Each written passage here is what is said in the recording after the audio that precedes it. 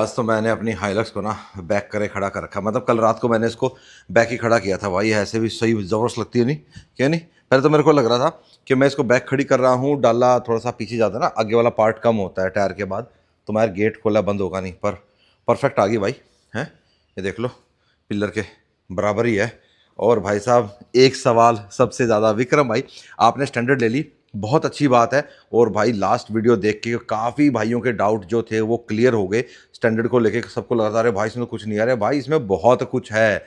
लेकिन इसमें ये भी है, ये देख रहे हो, ये देख रहे हो, देख रहे हो, दिख रहा है ना ऊपर है ये है भाई इसके अंदर भाई स्पीड गवर्नर लगा हुआ है, क्योंकि ये कमर्शियल सेगमेंट में भी जाती है ना। लेकिन कमर्शियल सेगमेंट में भाई इसको कोई रजिस्टर कराता नहीं है, क्योंकि भाई 25 लाख रुपए भाई कौन लगाएगा भाई कमर्शियल पे। सब अपना भाई टाटा महिंद्रा के अपने पिकअप ट्रक्स ले लेते हैं और उसी में मौज काटते हैं। और कुछ भाई ने तो भाई मेरे को पर्सनल इंस्टाग्राम पे कमेंट किया गया, अरे तुमने तो बहुत बड़ी गलती कर दी, तुमने ये ले ली, तुमने देखा नहीं इसके अंदर स्पीड गवर्नर लगा हुआ है। भाई इतना दिमाग मेरे अंदर भी है, इतनी सोच मैं रखता हूँ कि मैं जिस चीज़ के ऊपर पैसे लगा रहा हूँ ऐसे तो लगाऊंगा नहीं। मुझे पता है कि ये बीमारी है और इस बीमारी का तोड़ क्या है। तो आज इस तोड़ को निकालने के लिए भाई चलेंगे। आज तो मैंने चलाई नहीं, आज मैंने हाई राइडर चलाई थी भाई मॉर्निंग में। तो आहा, आज का स्टार्ट। चलो जी, गड्डी हमारी कितनी चल गई? 119। मैंने ज़्यादा चलाई नहीं है। हाँ यार, मज़ा ही नहीं आता, 80 से ऊपर नहीं जाती। तो करें स्टार्ट। आरपीएम अभी थोड़ा सा ऊपर है, जैसे नॉर्मल आ जाएगा हम निकल लेंगे। और ये डीजल की साउंड है ना भाई, आहा, एक डीजल कार लवर ही इस आवाज़ का भाई साहब फैन हो सकता है। हाँ, उसको तो मतलब ये नहीं से एक म्यूजिक सा लगता है। आपको भी लगता है क्या? अच्छा, जो ये स्पीड लिमिटर हम हटवाने जा रहे हैं इसके बारे में भी बताऊंगा आपको मैं। और साथ साथ हटेगा नहीं, पावर भी बढ़ेगी भाई गाड़ी की। जी हाँ, हम अपनी गाड़ी को आज स्टेज 1 ट्यून भी कराएंगे। अब आप कहोगे विक्रम भाई अभी तो आपकी गाड़ी 1000 किलोमीटर चली नहीं है, इंजन ब्रेकिंग पीरियड चल रहा है। तो आपको बता देता हूँ भाई, आज की डेट में गाड़ियों में इंजन ब्रेकिंग पीरियड नहीं होता। मैंने भाई इसका पूरा मैनुअल पढ़ा, देखा मैंने इसके अंदर कि भाई कहीं ना कहीं कुछ दे रखा हो इंजन ब्रेकिंग के बारे में, तो वो नहीं था इसके अंदर। फिर मैंने टोयोटा में भी कंफर्म किया, श्याम सुंदर जी को भी मैंने फ़ोन किया, मां सर ऐसा कुछ है कि मैं लिमिटर है मेरी गाड़ी में, तो मेरे को वो बोला सर अब नहीं आता। तो मैंने क्रॉस चेक कर लिया, ठीक है, क्योंकि बहुत सालों से इवन मारुति भी आपकी भाई ब्रेकिंग पीरियड नहीं देती, मतलब इंजन ब्रेकिंग टाइम जो होता है वो नहीं। वो कहते हैं आप अपना जिस दिन से आपने गाड़ी लिया आप जैसे मर्जी चलाओ। लेकिन मैं फिर भी आपको यही कहूँगा कि आप अपनी गाड़ी को शुरुआती 1000 किलोमीटर में हार्श एक्सेलरेशन ना करें, इंजन को ओवर रेव ना करें, भगा रहे हो एकदम से ब्रेक कर यूं घूंगा, मतलब वो होता है ना वैसे वाली रैश ड्राइविंग मत करो आप इसके साथ ना। खैर वो तो आपको बाद में भी नहीं करनी चाहिए, लेकिन फिर भी थोड़े से पहले 1000 किलोमीटर आप थोड़ा सा ध्यान रखोगे तो ज़्यादा बेहतर रहेगा आपकी गाड़ी के इंजन के लिए। भाई देखो, कायदा कानून तो मैं हमेशा रखता हूँ गाड़ी के साथ। मैंने कभी गाड़ी के इंजन के साथ कभी खिलवाड़ नहीं करा ऐसा कि मैं उसको बहुत गंदे तरीके से चला रहा हूँ। घड़ी भूल गया क्या ना, ये आजकल फुल स्लीव स्टार्ट हो गया ना भाई, तो अंदर से मेरे को बड़ा इरिटेट हो जाता हूँ मैं कि मतलब मैंने घड़ी नहीं पहन रखी, क्योंकि मैं आज भी वो बंदा हूँ जो फ़ोन में टाइम नहीं देखता भाई। मेरे को घड़ी में टाइम देखना अच्छा लगता है, इसीलिए मैं अलग अलग घड़ी रखता हूँ। आप कई बार पूछते हुए विक्रम भाई कौन कौन सी घड़ी? घड़ी भाई बहुत है मेरे पास, ठीक है, अच्छी अच्छी सारी ब्रांड रख रखे हैं मैंने, ठीक है। हाँ, वो नहीं है कि मैं कई कई लाखों वाली ले रहा हूँ, ठीक है, राडो तक की मैंने ले रखी है, तो इससे आगे नहीं लेता भाई, ठीक है। पर ठीक है, इतने में हो जाता है। मेरे मोस्टली जो मेरा फेवरेट ब्रांड है वो आपका सीको है, टीसो है और लग्जरी में राडो, बस। और भी हैं बहुत ऐसे, पर अपने को ये तीन ही ज़्यादा पसंद है। और मेरे पास कैसियो की भी 3-4 घड़ियाँ हैं जो मैं डेली रूटीन में डालता हूँ। जैसे डेली रूटीन में है, ये लाया था मैं पापा के लिए था, पापा ने फिर अपना थोड़े दिन पहनी, बोला भाई तू ले अपनी पकड़, फिर मैं पापा के लिए दूसरी ले आया था। अब जो पापा के पास है वो सोलर वाली है, उसमें सेल नहीं डलते, तो उनको वो सही लगती है। मैंने भी भाई सोलर वाली ही ज़्यादा अब लेना प्रेफर करता हूँ। अब बस मेरे को एक और लूँगा मैं, शायद अपने इस बर्थडे पे लूँ, या देखो पूजा मुझे गिफ्ट कर दे, है एक घड़ी लेनी है मेरे को। अब बहुत टाइम हो गया, लास्ट मैंने कब ली थी? 2018-19 में ली थी। उसके बाद ना, उसके बाद भी ली है 2-3 घड़ी मैंने, लेकिन जो ऑटोमेटिक वाली थी वो लास्ट थी, 19 में थी शायद। अच्छा, आप नॉर्मल शहर के अंदर चलाओगे ना, फिर आपको कोई फ़र्क नहीं पता लगेगा इसकी स्पीड लिमिट का, क्योंकि देखो शहर में आप कितना चलाओगे, 50-60 तक ही चला पाओगे। गोल्फ कोर्स रोड पे आ गए तो थोड़ा सा, वो भी रात के टाइम पे आप भगाओगे गाड़ी को तो, क्योंकि देखो पावर सेम है, जो आपकी नॉर्मल हाइलक्स में आती है वही 204 bhp और 420 न्यूटन मीटर का टॉर्क। मैनुअल में इतना ही आता है, 420 आता है, ऑटोमेटिक में आपका 500 आता है। ऑटोमेटिक में थोड़े टॉर्क की जरूरत पड़ती है ना भाई, मैनुअल में तो भाई साहब पंजा दाब दे दो ना, ये देख लो तीसरे गियर में थी, पंजा दाबते वहीं से उठ गई। और जिसमें अभी ये नॉर्मल मोड में है, पावर मोड तो भाई साहब काबू से बाहर हो जाता है। और जितनी पावर आज इसके अंदर हो जाएगी उसके बाद तो भाई साहब ये बावली हो जाएगी, बावली बावली हो जाएगी, बावली। अब ले आया हूँ भाई मैं इसको गुड़गांव फरीदाबाद रोड पे, यहाँ दिखाऊंगा आपको। ये देखो ये अल ठुस 80 पे जाते ही, ये देखो चौथा गियर लगा दिया मैंने, ठीक है, पर नहीं जाएगी भाई। ये कह रही है मैं 80 से ऊपर नहीं जाऊंगी। ये स्टिकर खाली दिखाने के लिए नहीं लगाया है, ये इसीलिए लगा रखा है कि ये 80 से ऊपर नहीं जाएगी। देखो पांचवा भी लगा दूं, लगा दिया। पांचवा तक तो चल सकता है भाई, पर छठा गियर तो यार मैं लगाता ही 80 के बाद हूँ, क्या नहीं वो नहीं चल पाएगा यार। ये देखो अब नीचे जा रही है ना स्पीड सेट भाई। वैसे एक बात बताऊं, इतनी स्पीड पे ना भाई आपका चलान नहीं कटेगा हाईवे के ऊपर। देखो जिसको भाई है अपना कि भाई मैं तो 80 तक ही चलाता हूं, पर यार तुम हाइलक्स को 80 पे कैसे चलाओगे? 120 से ऊपर तो मत चलाओ, ठीक है, पर भाई 100 तक तो चलेगी ना भाई गाड़ी। 100 से नीचे तो भाई हमारी गाड़ी ना चलती। भाई साहब ये तो देखो काया पलटी हो रही है, रेनोवेशन चल रहा है भाई यहाँ ऑटो साइक पे। और उज्ज्वल गया हुआ है भाई मार्केट कुछ काम से, तो देखते हैं जब तक अपना काम होगा। उज्ज्वल आ जाएगा तो फिर उज्ज्वल से बातचीत कराऊंगा आपकी, नहीं तो फिर मैं ही आपको सारी डिटेल बताऊंगा भाई कि क्या कुछ कैसे होएगा। फ़िलहाल तो भाई लेके आ रहा है, अच्छा भाई को फ़ोन आ गया, भाई लेके आ रहा है लैपटॉप। और मैं भाई कल भी आया था, ठीक है, वो क्यों आया था कि अगर आप आ जाते हो अर्ली मॉर्निंग, सुबह 10-11 बजे आप आ जाते हो तो फिर तो आपका ये वाला काम सेम डे हो जाएगा, क्योंकि आपकी फ़ाइल जो होती है वो ECU से रीड करनी पड़ती है, रीड करके फिर वो भेजना पड़ता है, एंड देन फिर आपका जो नया ट्यून जो बन के आता है वो आपकी गाड़ी के अंदर इंस्टॉल किया जाता है। और हाँ मैं एक चीज़ कह रहा था ना कि भाई इसके अंदर एक अच्छी चीज़ की है टोयोटा ने, तो टोयोटा ने इसमें ना कोई एक एक्स्ट्रा हार्डवेयर या कोई डिवाइस ऐसा नहीं लगाया है कि जिसको रिमूव करना पड़े या कुछ करना पड़े। सारा काम सॉफ्टवेयर का है भाई। लैपटॉप लगेगा, लैपटॉप लग के और काम हो जाएगा। और जैसे हमने जिमनी में जैसे ECU उतारा था ना, उतारने की कोई ज़रूरत नहीं है भाई। जहाँ पे हमारा OBD स्कैनर लगता है ना, वहीं पे भाई ये लैपटॉप लगता है और ये अपना काम चालू कर देता है। भाई साहब लग गया अपना ऑटो साइक का लैपटॉप, और ये रही फाइल इसमें। अच्छा अभी तो चलेगी, फाइल होएंगी ना, कनेक्ट हो गया यार। ये चीज़ सही होगी यार अब ना कि ECU नहीं खोलना पड़ता, डायरेक्ट अपना OBD स्कैनर से हो जाता है काम, है ना। टोयोटा में ऐसे ही हो जाता है। टोयोटा में ऐसे होता है। किस किस में उतारना पड़ता है? आपकी वर्टस 1 लीटर हो गई। अच्छा। और जो जैसे वर्टस 1.5 है उसके अंदर तो आपका ECU लॉक्ड आता है ना, तो उसके अंदर आपको पूरा ECU रिप्लेस करना पड़ता है। अच्छा जी, नई वालियों में जो वर्टस 1.5 है, जो 1.5 TSI है, उसके अंदर ECU रिप्लेस होता है। 1 लीटर का अभी किया, उधर गाड़ी लगी हुई है। अच्छा ये वाली ECU बेंच पे हुआ था बाहर निकाल के। ओके। बाइक्स का भी जैसे कॉन्टिनेंटल GT वगैरह करते हैं, उसका भी ECU निकाल के ही होता है। तो कॉन्टिनेंटल जो GT है 650 है, हाँ जी। वो कितनी पावर बढ़ जाती है उसकी? रफली अगर बाइक पे हेडर्स वगैरह लगे हैं, you can expect anywhere around 4 to 5 horse power gain. बस बाइक है। बाइक है ना भाई। और आज हमारी इसमें कितना हो जाएगा घोड़े में, कितने घोड़े बढ़ जाएंगे इसके? आप एटलीस्ट 20-25% गेन एक्सपेक्ट करो इसमें। डायनो कर लो तो क्या आप 240 प्लस ही आएगा? प्लस ही आएगा। 240 प्लस आएगा डायनो पे तो, ठीक है। आपने वैसे मैनुअल लेके सही किया। अच्छा ऑटोमेटिक का कुछ है नहीं। सच में? तो तेरे पास है तो यार। मेरे पास 4x2 लेजेंडर है। अच्छा। उसके अंदर जब गियर शिफ्ट करता हूँ मैं वेट करता रहता हूँ कि अच्छा गियर हो जाएगा चेंज आज। मैं वेट करता रहता हूँ। वो घूं घूं करती है ना, आवाज ही करती रहती है। गियर उसका शिफ्टिंग इतना मजेदार नहीं है। ट्यून के बाद अब कोड 6 TCU ट्यून भी दे रहा है। हाँ? उसके बाद it is much better, but characteristic तो उसका वही रहेगा ना एंड ऑफ द डे। सही बात है। मैनुअल का मजा मैनुअल है, भले ही भाई स्टार्ट तो होते टाइम ये यूं हिलता है, ठीक है। काफी भाई कहते हैं विक्रम भाई इसके बारे में बताओ ना, ये ऐसे हिलता है। भाई हिलता है तो ठीक है, लेकिन भाई साहब ये देखना गियर शिफ्टिंग कितनी स्मूथ है। और भाई साहब ऑलरेडी इतनी पावर है, और अब जब हमारा ये लिमिटर हटेगा और उसके बाद इसके अंदर पावर बढ़ेगी, उसके बाद आप देखना भाई क्रेजी हो जाएगी ये। मतलब आप ये देखो, मैं तो अभी नॉर्मल मोड में चलाता हूँ ना, मैं इको में लगाता ना पावर में लगाता। पावर में तो भाई साहब क्या कर देगी पावर में, तो फिर पावर में हाल खराब कर देगी सबके। हाँ कर देगी। मैं कह रहा हूँ सच बताऊं, नहीं कर पाओगे, करे खुद ही नहीं काबू कर पाएंगे भाई। मतलब अपने एक दो दोस्तों ने करवा रखी है, योविन भाई ने भी करवा रखी। कल मेरी बात हुई थी उनसे, वो बोले विक्रम भाई यूं लगा लो पावर मोड तो काबू में आता ही नहीं है इसका। उनकी भी स्टेज 1 ट्यून है ना, तो बोले भाई साहब अल्टीमेट है इसका, अल्टीमेट। तो अगर आपके पास भी हाइलक्स है ना, तुरंत पहुंच जाओ लेके ऑटो साइक पे भी, मजा आ जाएगा आपको अपनी गाड़ी में। मतलब एक फील गुड ना और ज़्यादा फील गुड हो जाएगा आपका।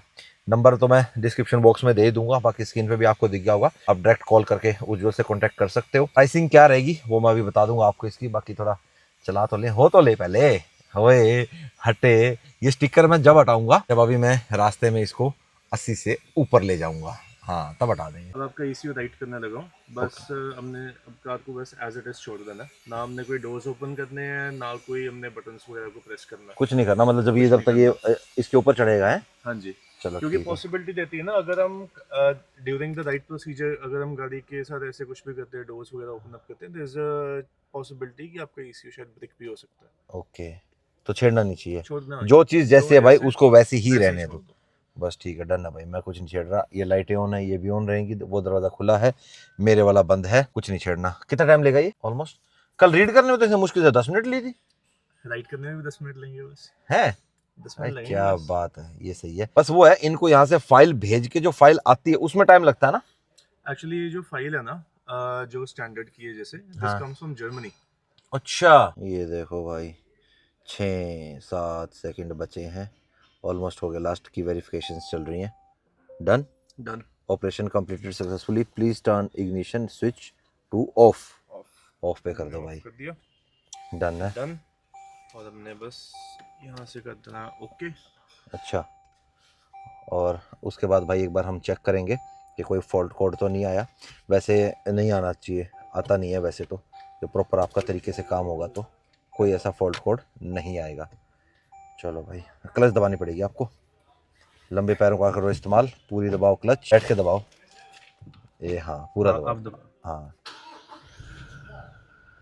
ये देखो भाई, लंबे पैर हैं पर इतने भी नहीं लंबे थे। हाँ हाँ, सारी लाइटें चली गई, हाइलक्स आ गई इंस्ट्रूमेंट क्लस्टर पे।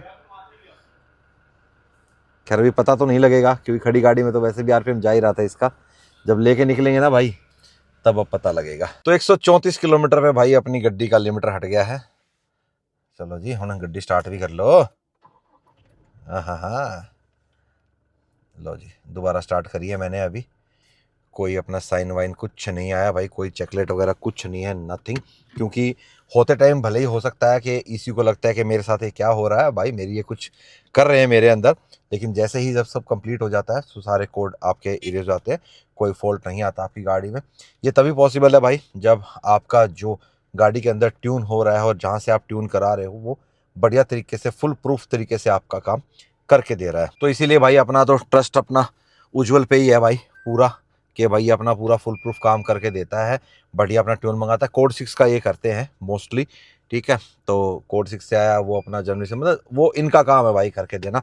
बाकी बाहर निकलते हैं, चलाते हैं, फिर आपको बताता हूँ कि क्या कुछ कॉस्टिंग आती है इसकी। लेके निकल लिया पर रास्ता नहीं मिल रहा मेरे को अभी यहाँ पे।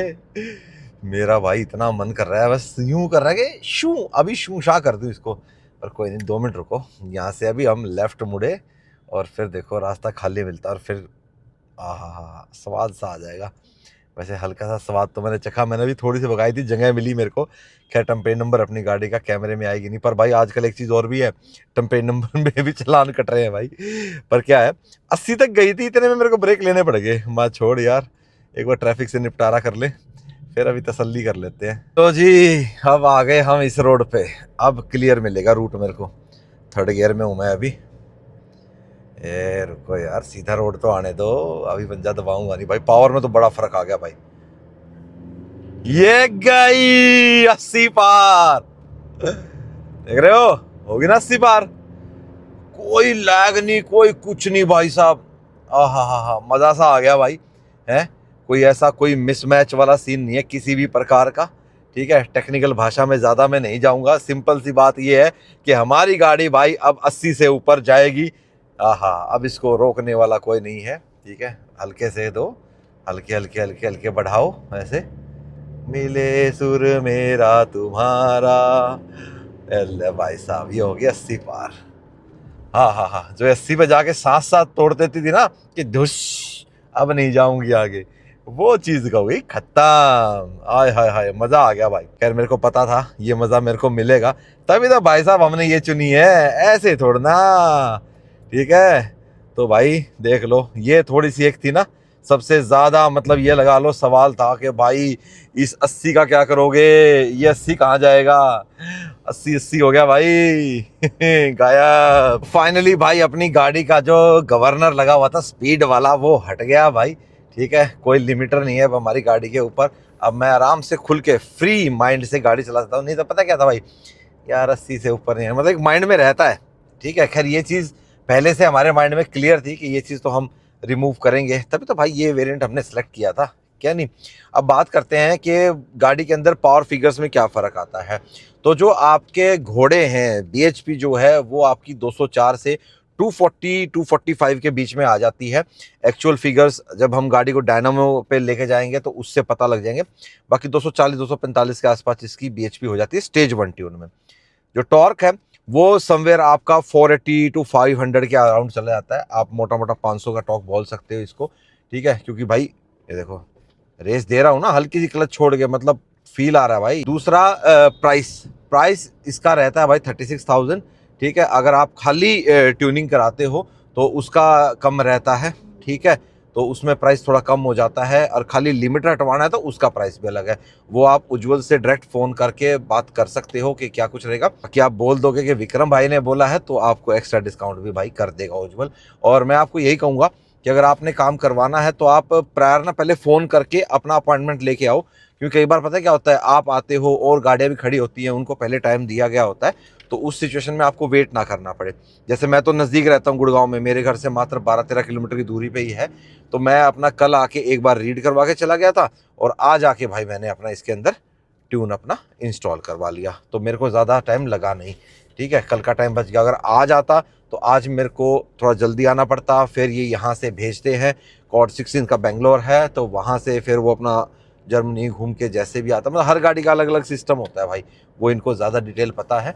तो आपकी जोन से भी गाड़ी है, बाकी जर्मन कार्स का तो भाई साहब मज़ा आता है ट्यून करवा के। मेरा मेन क्या था कि यार पता क्या है, लिमिटर तो हटवाना ही है भाई। अब लिमिटर के साथ फिर उज्जवल ने यही कहा कि भैया जब हटवा ही रहे हो तो स्टेज 1 करा लो, कोई नुकसान तो है नहीं। हाँ, माइलेज फिगर्स आप सोचो कि माइलेज ड्रॉप हो जाएगी, तो माइलेज नहीं होती भाई ड्रॉप, 15-20% ना माइलेज बढ़ ही जाती है। हाँ, अगर आप भगाओगे ही बहुत ज़्यादा तब तो बट ऑब्वियस सी बात है भाई, फ्यूल वो ज़्यादा गाड़ी लेगी ही लेगी, तो आप 100 110 120 तक आराम से चलाओ, कोई दिक्कत नहीं है। और 100 120 की स्पीड आजकल ठीक रहती है भाई हाईवे के ऊपर ना, तो वो सही है, उसमें आपकी परफेक्ट सब कुछ बना रहता है। तो बस ठीक है, और क्या चाहिए, सारी चीज़ें सेट होगी। तो इस बार हमारा सबसे पहले जो हम काम कराते थे, सबसे पहले टायर चेंज नहीं हुए भाई, क्योंकि टायर चेंज के लिए हमारे को लंबा जाना, आपको पता है हम कहाँ जाते हैं, ठीक है। तो लंबा जाने के लिए भाई फिर 80 पे मैं इसको चलाता रहता, ऐसे नींद आ जाती मेरे को तो चलते चलते हैं कि यार क्या करूँ अब मैं तो वो है एक 100 की ना एक एवरेज स्पीड सही सी हो जाती है यार, ठीक है। और कई बार यार भगाने का भी मन करे तो अपना भगा भी ले बंदा, ठीक है। ना भगाना चलाना ये सब आपके ऊपर डिपेंड करता है, लेकिन एक वो है ना दबिश नहीं होनी चाहिए, वो दबिश खुल गई बस अपनी, मेन तो यही है। अच्छा एक सवाल और आएगा, मैं पहले जवाब दे देता हूँ आपको कि विक्रम भाई गाड़ी की वारंटी का क्या आपकी टोयोटा वालों को पता लग पाएगा।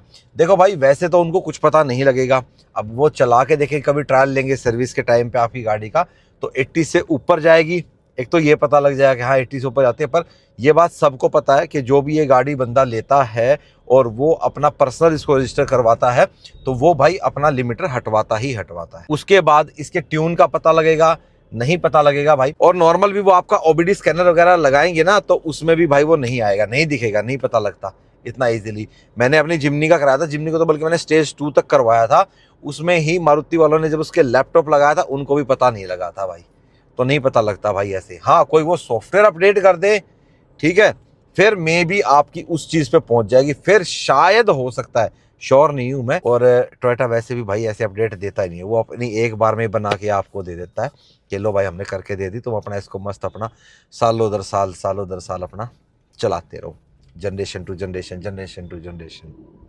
बाकी भाई पुलिस पूरी मुस्तैद है दिल्ली एनसीआर में, ठीक है। BS4 डीजल और BS3 पेट्रोल गाड़ियों को भाई खूब रोका जा रहा है। अभी मैं दिल्ली गया था तब भी भाई कई इनोवा क्रिस्टा को रोक रखा था, तो फिर मैंने नंबर देखा ना उनका, हाँ भाई ये तो BS4 में ही आती हैं, तो अभी अगर आप अपनी गाड़ियां लाने की सोच रहे हो, वैसे तो 10 साल 15 साल वाले रूल के ऊपर अभी रोक है, आप ला सकते हो दिल्ली एनसीआर में।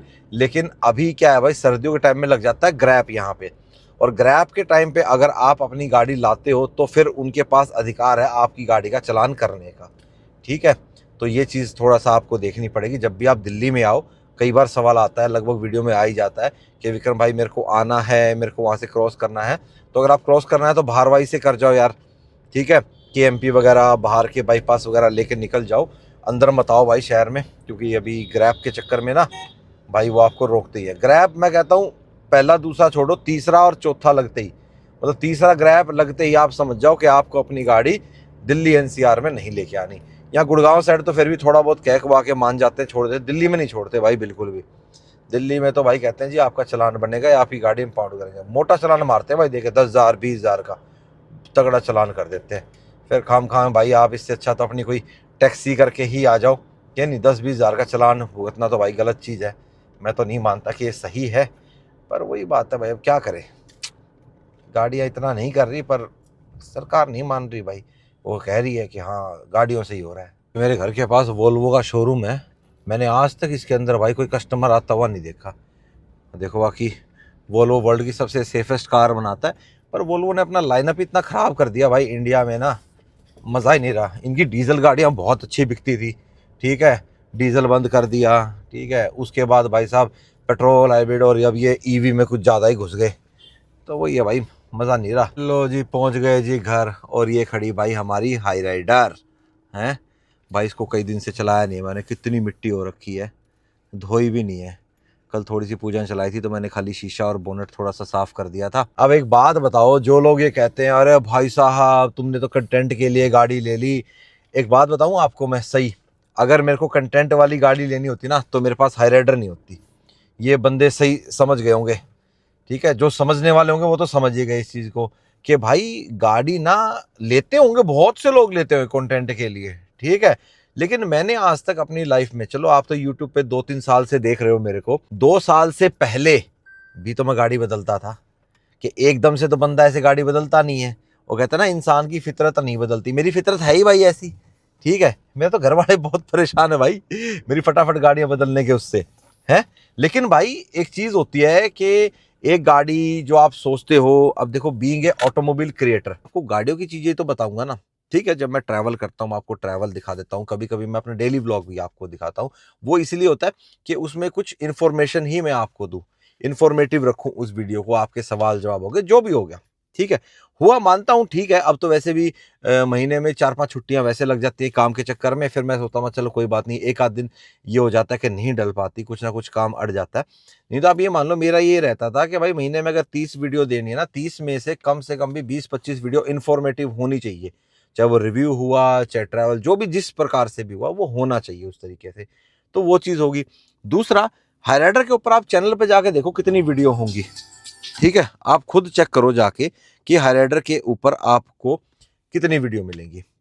जिप्सी का भाई जो काम कराया ना मैंने, उस काम के चक्कर में अब जो काम करा रहा हूं वो बताऊंगा भी तो ना आपको, इसलिए इतनी वीडियो उसकी बन गई भाई। एक दिन मैं खुद हैरान था, 100 से ऊपर वीडियो है जिप्सी की।